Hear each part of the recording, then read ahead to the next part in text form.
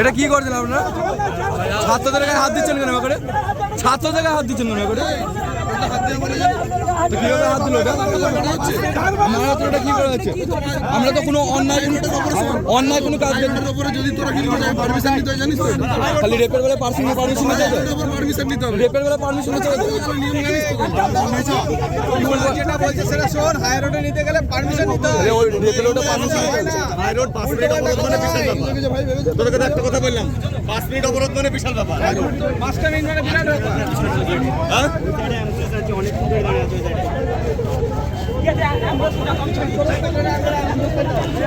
এ রোজিন যাতো এ বিল্লাল কো বিল্লাল কই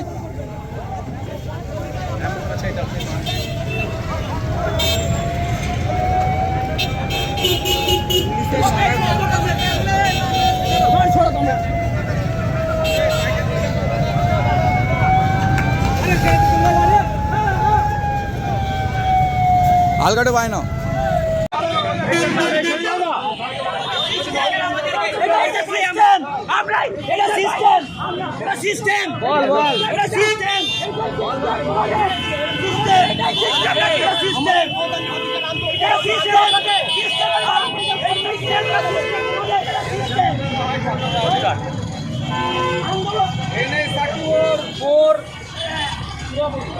এটাই সিস্টেম। পুলিশ তোমায় জানাই এই সিস্টেমের দলবাচ্চাটা পুলিশ তোমায় জানাই এই সিস্টেমের দলবাচ্চাটা পুলিশ তোমায় জানাই